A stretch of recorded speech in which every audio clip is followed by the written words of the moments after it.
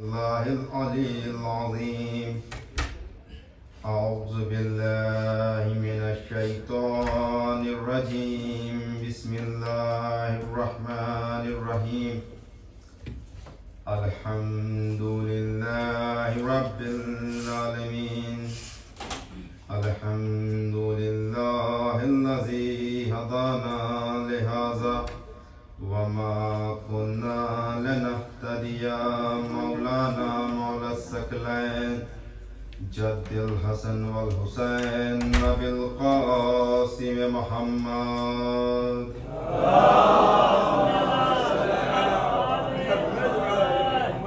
वालहि तय्यबीन ताहिरीन मासूमीन मज़लूमीन वलअनतुल्लाहि क़ौमिज़ ज़ालिमीन वक़ालहुल हक़ वक़ाल रसूलुल्लाह सल्लल्लाहु अलैहि वसल्लम जाली अंता यासूब्दीन। सलवात पढ़े व मोहम्मद व आले मोहम्मद पर।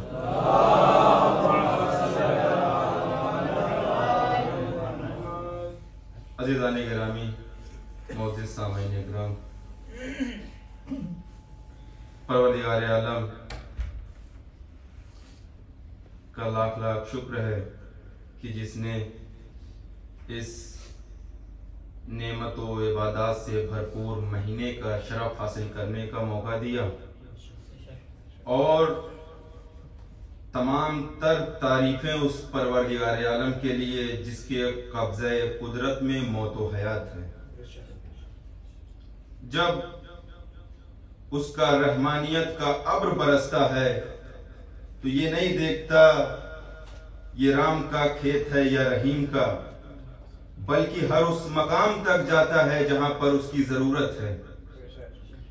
जब सुबह का सादिक नमदार होता है तो ये नहीं देखता कि मुसलमान की बस्ती है या काफिर की, बल्कि हर उस जगह तक उसकी रोशनी पहुंचती है जहां तक उसकी जरूरत है। परवरदिगार आलम ने इंसान से पहले उसका हादी और रहनुमा दुनिया में भेजा ताकि इस फानी दुनिया में मेरा बंदा जाने के बाद गुमराह ना हो जाए। क्यों? क्योंकि अगर ये गुमराह हो गया तो ये अब्दो माबूद का ताल्लुक टूट जाएगा। उसने हादी और रहनुमाओं को भेजा। हर जमाने में नबी आते रहे, तबलीग करते गए और हर जमाने में एक सलवात पढ़ के आप हजरत थोड़ा थोड़ा आगे आ जाए और आगे आ जाए और आगे आ जाए।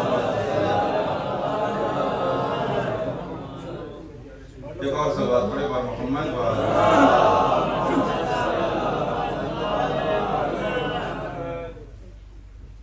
एक मरतबा अपनी सेहत व सलामती के लिए बावाज़े बुलंद नारे सलवात।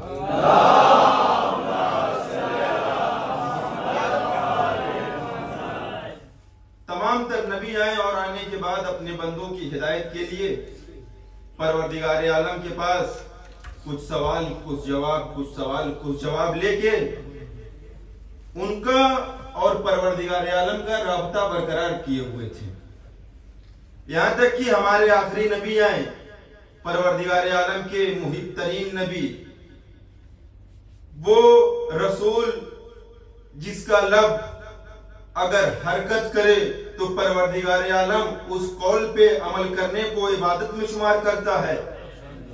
वो नबी अगर किसी मकाम से गुजर जाए तो उस मकाम की खाक उठा के अगर लोग पेशानी पी मल ले तो शिफा मिल जाए। वो नबी जिसका लुआबे दहन अगर खारे कुएं में गिरे तो पानी मीठा हो जाए। वो परवरदिगार आलम का मुहिब तरीन नबी इरशाद फरमा रहा है, या अली अंता यासूब दीन, ऐ अली आप दीन के यासूब हैं। मिसाल से बात को वाज़े करता चलो, यासूब किसे कहते हैं? यासूब मधुमक्खियों के छत्तों में वो सरदार है जो 3 चीजों का ख्याल रखता है, ना इसमें नजिस चीज आ पाए, ना हराम चीज आ पाए, ना इसमें किसी गंदगी से मुत्तसिल कोई चीज इस शहद में आ जाए। वो यासूब जो मधुमक्खियों का सरदार है इस चीज का ख्याल कर रहा है। नबी अल्लाह, आपने इमाम अली को यासूब कह के क्यों बुलाया? आखिर कहना क्या चाह रहे हैं? अजब नहीं, नबी करीम इरशाद फरमाए, नादान मैं बताना चाह रहा हूं कि अली भी उस यासूब के मानिंद है जो दीन इस्लाम के दायरे में न नजिस को आने देंगे, न हराम को आने देंगे, न कोई ऐसी चीज आने देंगे जिससे इस्लाम को खतरा हो। सलवात पढ़े बर मोहम्मद व आले मोहम्मद पर।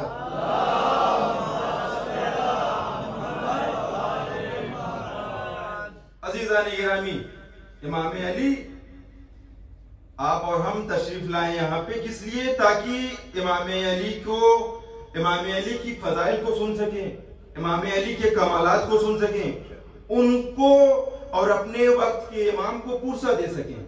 लेकिन अजीजों, आज हमारे यहाँ माशरे में सबसे बड़ी गलती ये होती है कि किसी भी मासूमीन या किसी भी आइम्मा की शहादत हो या विलादत हो, उनको छोड़ के तमाम तर मासूमीन को मिलाकर पेश किया जाता है। अगर किसी एक मासूमीन की शहादत या विलादत पर सिर्फ उन्हीं पे फोकस किया जाए तो याद रखिए हमारा माशरा कम से कम मासूमीन शनास बन जाएगा। कम से कम उसे पता चलेगा कि हाँ, जिसकी शहादत है, जिसकी विलादत है, उन्होंने क्या किया है, क्या नहीं किया है, क्या उनके फजाइल है, क्या मसाइब है। कम से कम मासूमीन शनास ये माशरा बनेगा। इमाम अली मदीने में एक मर्तबा, आप लोगों को सुना हुआ वाकया है, यहूदी के पास जाया करते थे बाग में पानी देने के लिए। क्या जरूरत पड़ी इमाम को, बूतुराब को? आखिर ऐसी क्या जरूरत पड़ी जो यहूदी के यहाँ बाग में पानी देने के लिए जा रहे थे इमाम? अगर वो अपना कदम जमीन पे मारे तो जमीन खजाना उगल दे कि मौला आप काम करने जा रहे हैं। अब एक वाकये से बात को वाज़ा करता चलूं। बाजार में इमाम तशरीफ फरमा है, साहबी इमाम के साथ खड़े हैं। मीसा माए आने के बाद कहते, मौला परेशान हूं, आज घर में खाने के लिए कुछ नहीं है। इमाम ने इशारा किया, मीसम वो पत्थर उठाओ। मीसम ने पत्थर उठाया, इमाम ने अपना हाथ रखा, पत्थर सोने का बन गया। जैसे ही पत्थर सोने का बना, इमाम ने कहा, मीसम लो ले जाओ इसे। मीसम ने पत्थर को लिया, एक और पत्थर उठाया, सोने को टुकड़े में किया, एक छोटा सा टुकड़ा उठाया, तवज्जो चाहता हूँ, छोटा सा टुकड़ा उठाया, उठा के जाने लगे। इमाम कहते हैं, मीसम पूरा सोना क्यों नहीं लेके जा रहे हो? कहा, मौला मुझे जितने की जरूरत है उतना लेके जा रहा हूँ। मौला कहते हैं, मीसम ले जाओ, कल काम आएगा। अजीजों जुमला सुने, मीसम कहते हैं, मौला कल की फिक्र उसे हो जिसके पास आप जैसा मौला ना हो। कल की फिक्र उसे हो जिसके पास आप जैसा मौला ना हो। सलवात पढ़े बर मोहम्मद व आले मोहम्मद पर।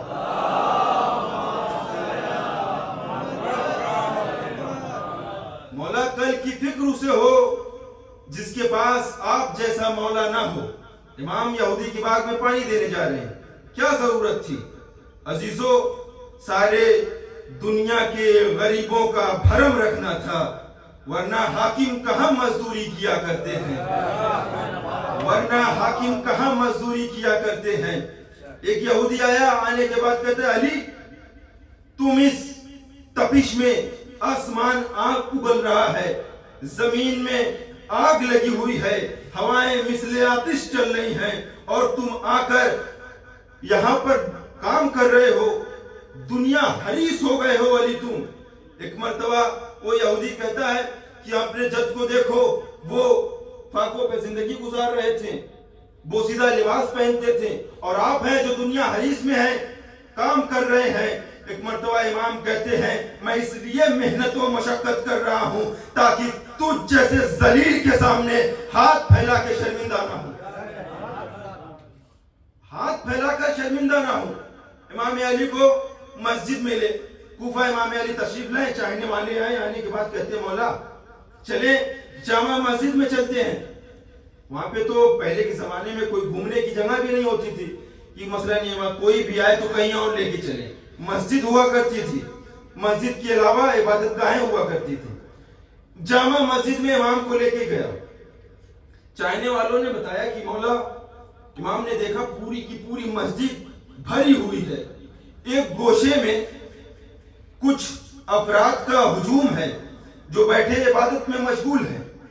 इमाम ने कहा ये कौन है? एक मर्तबा चाहने वाला कहता है इमाम मौला ये रिजालुल हक हैं। इमाम ने कहा अच्छा, कहा? कहा ये करते क्या है? कहा मौला ये दिन भर रात भर सिर्फ इबादत करते हैं। तवज्जो चाह रहा हूं अज़ीज़ों, सिर्फ और सिर्फ इबादत करते हैं। कहा अच्छा। इमाम ने अजीबो गरीब सवाल किया, कहा ये खाते क्या हैं? कहा खाते? कहा मौला जो मोहल्ले वाले तरस खा जाएं तो कुछ ला के दे जाते हैं।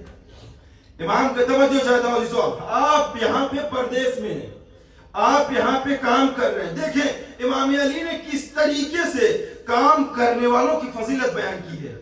कहा ये बैठे हैं अल्लाह अल्लाह करते हैं, अगर तरस खा गए मोहल्ले वाले कुछ ला के दे दिए। इमाम कहते हैं, इमाम ने अजीबो गरीब सवाल किया। फिर इमाम कहते हैं अगर तरस ना खाए तो? चाहने वाला कहता है मौला अगर तरस ना खाए तो फिर ये कुछ नहीं, बस भूखे प्यासे अल्लाहू अल्लाहू अल्लाहू करते हैं। इमाम कहते हैं इनकी मिसाल कूफे के चौराहे पे बैठे हुए उन कुत्तों की तरह है जिनको लाके दे दिया जाए तो खा लेंगे, लाके ना दिया जाए तो ना खाएंगे। कहा मेरा पहला हुक्म और ऑर्डर है कि इन्हें मस्जिद से निकालो, इनके हाथों में कुल्हाड़ी दे दो, इनके हाथों में बेलचा दे दो और जाके मजदूरी करे और मजदूरी करके आए, पसीने में डूब के 2 रकात नमाज पढ़े। वो 2 रकात इनकी हजारों रकात नमाजों से बेहतर है। सलवात पढ़े पर मोहम्मद वाले मोहम्मद पर।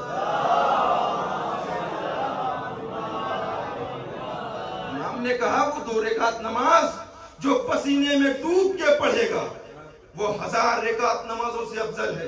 इमाम ने कहा रसूल खुदा फरमाते हैं कि हमारा मुसलमान, हमारा चाहने वाला इस तरीके से गैर कामों के दरमियान होना चाहिए जिस तरीके से एक हसीन चेहरे पे तिल होती है जो तमाम तर चेहरों से अलग निखर कर दिखती है।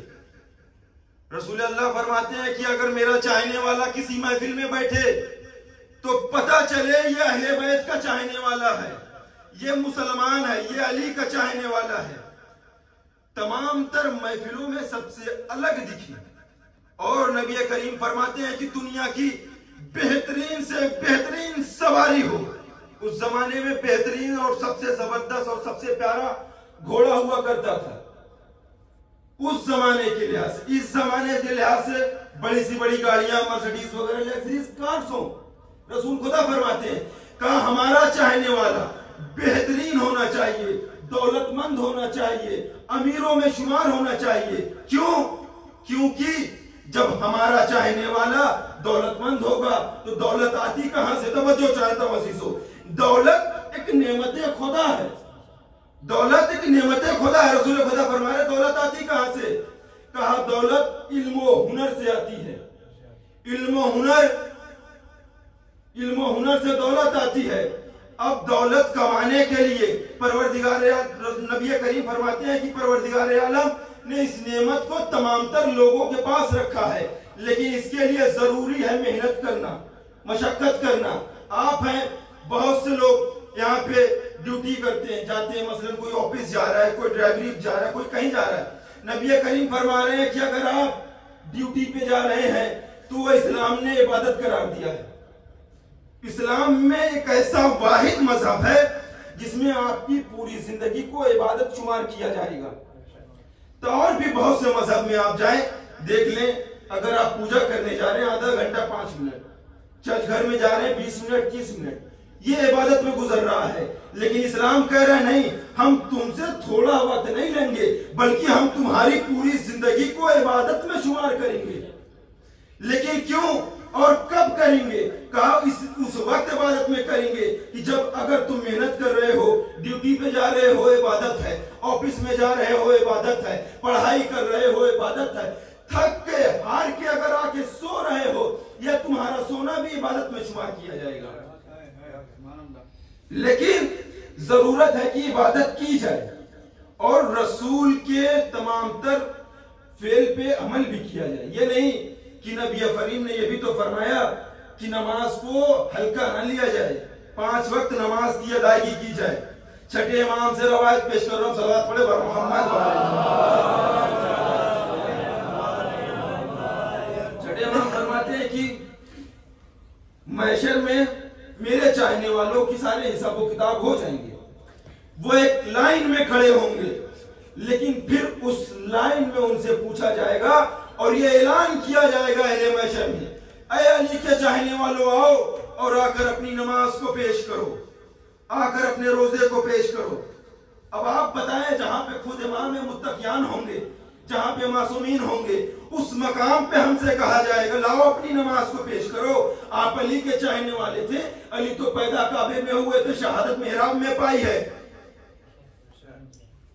अली के चाहने वाले थे तो लाओ लाके नमाज पेश करो। लेकिन अजीजों, छठे इमाम फरमाते हैं मेरा चाहने वाला वो है जो नमाज को हल्का शुमार ना करे। रोजे महशर से पहले कब्र के अजाब हैं जो स्टेप बाय स्टेप गुजरेंगे। इमाम, आप बहुत से रवायतें सुनते हैं इमाम अली आएंगे, हक है अली जरूर आएंगे। आप रोजे में जब कयामत, जब कब्र के अंदर होंगे, चाहने वाले आपको छोड़ के चले जाएंगे, दौलत, शोहरत, इज्जत, बैंकों बैलेंस सब मोहल्ले के किसी कोने में पड़े होंगे। आपकी कब्र में आप होंगे, 2 गज जमीन होगी, कफन होगा, आपका अमाल होगा। कहते हैं कि जब, छठे इमाम से रवायत पेश कर रहा हूं, छठे इमाम कहते हैं कि जब आप कब्र के अंदर होंगे, उस मकाम पे एक थोड़ी सी रोशनी आएगी।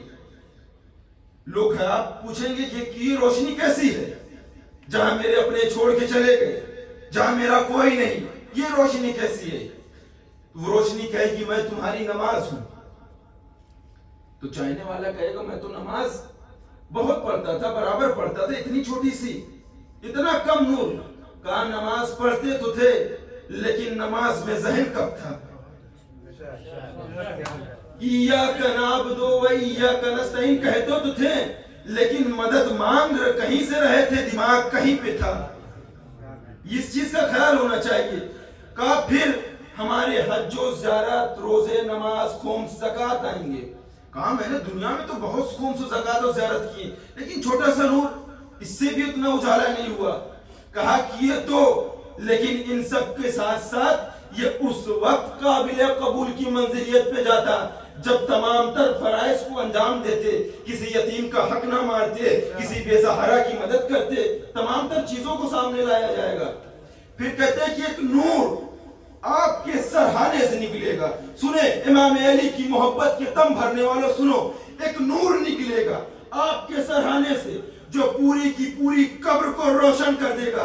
आप हैरान और परेशान होंगे कि ये नूर कैसा, ना नमाज काम आई, ना रोजा काम आया, जो कुछ थे थोड़े नूर थे, लेकिन ये नूर कैसा है जो पूरी की पूरी कब्र को रोशन कर गया।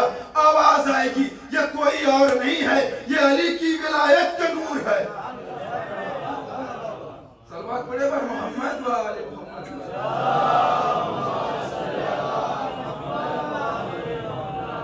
अज़ीज़ाने गिरामी, जब अली का चाहने वाला काम करेगा, मेहनत व मुशक्कत करेगा, तब परवरदिगार आलम कह रहा है हम नेमत अता करेंगे तुम्हें, लेकिन जरूरत है कि तुम मेहनत व मुशक्कत करो। एक मर्तबा चाहने वाले इमाम के पास है, इमाम मस्जिद में तशरीफ फरमाए, कहते हैं मौला गरीब हूं, पैसा नहीं है पास में, कैसे अपने खानवादे को चलाऊं? इमाम है, चाहते तो दिरहम व दिनार से उसकी पूरी की पूरी कोठरियां भर देते, लेकिन इमाम ने कहा चाहने वाले से, साहबी से कि जाओ एक कुल्हाड़ी लेके आओ और एक रस्सी लेके आना। चाहने वाला बैठा तो सोचा शायद कुल्हाड़ी वगैरह मंगवा रहे हैं इमाम, तो शायद कुछ सोना चांदी काटना उठना होगा और फिर बांध के ले जाना होगा। वो मन ही मान में एकदम खुश, लेकिन जैसे ही वो कुल्हाड़ी और रस्सी आई, इमाम ने कहा ये पकड़ो। कहा मौला इल्लत तो है, लेकिन मालूल कहाँ है? तो इमाम ने कहा मालूल तुम्हें जंगल में मिलेगा, जाओ जाके लकड़ियां काटो, लकड़ियां काट के लाओ, उसे बाजार में फरोख्त करो। देखो जब तुम बाजार में आओगे, लकड़ियां काट के जाओगे, याद रखना परवरदिगार आलम इन तुम्हारे तमाम तर काम को इबादत में शुमार करेगा, इबादत में शुमार करेगा। एक और सलवत पढ़े बर मोहम्मद वाले मोहम्मद पर।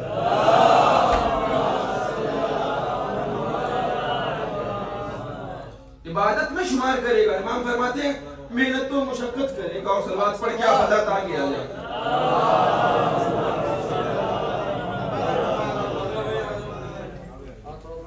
एक और सलवात पढ़े बर मोहम्मद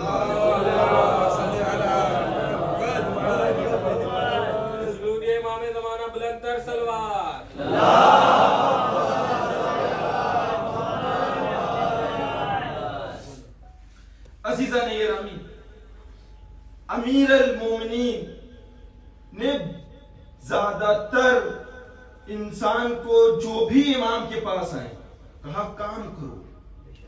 ये जलीलाना तौर पर हाथ फैलाकर अपनी जमीर को शर्मिंदा करवाना अली के चाहने वालों की आदत नहीं है।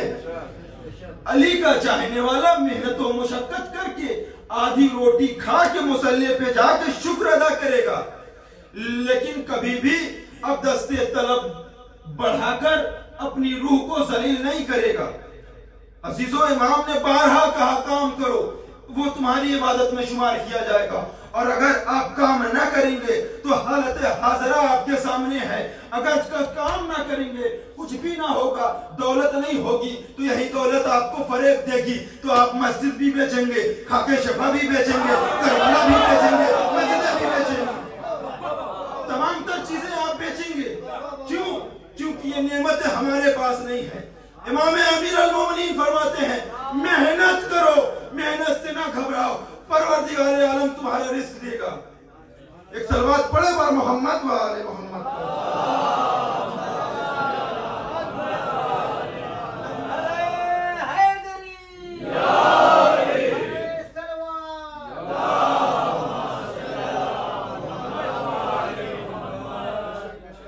अगर हम और आप मेहनतों से भागेंगे, काम को अपने लिए जलील और कमतर समझेंगे, तो याद रखें अजीजों, तो ये मस्जिदें बचने वाली नहीं हैं, ये जमीनें, ये खाके शफा, ये आजा खाना, ये सब तो कुछ नहीं है। आने वाले जमाने में भी था, होगा, पिछले जमाने में भी था।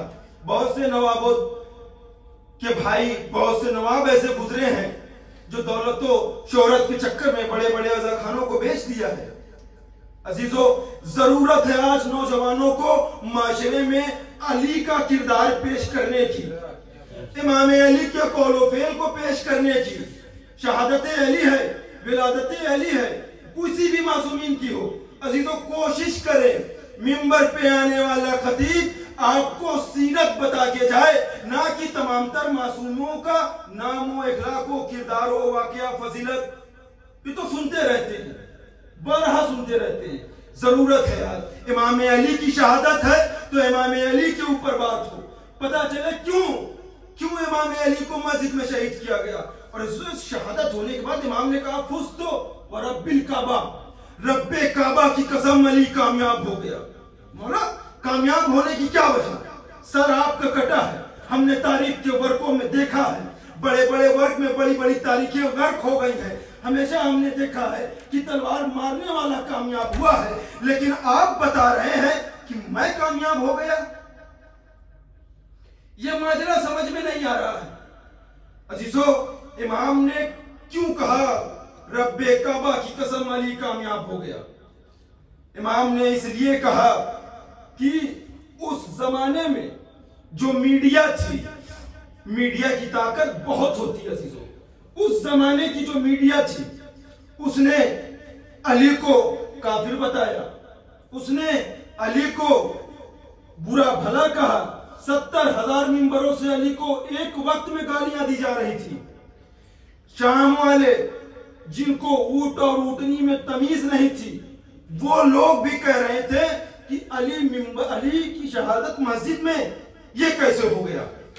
अली तो काफिर थे, अली का मस्जिद में क्या काम? अली काफिर थे, अली का मस्जिद में क्या काम था? अजीजों, इमाम अली ने कहा फुस्तु रब्बी काबा, रब्बे काबा की कसम मैं कामयाब हो गया। जब शाम वालों को पता चला अली मेहराब में मारे गए तो फिर जहनों में इनकलाब आना शुरू हुआ। लोग सोचने पे मजबूर हुए कि अली जब काफिर थे तो मेहराब में क्या काम था। लोग जो अली को गाली दे रहे थे, कह रहे थे अली बुरे और भले हैं, नमाज नहीं पढ़ते, रोजा नहीं रखते। अब लोग हैरान परेशान, जब अली ऐसे थे तो अली सजदे में कैसे मारे गए। तब लोगों के जहनों में यह इनकलाब आया कि नहीं, हमें जो अब तक बताया जा रहा था वो गलत था।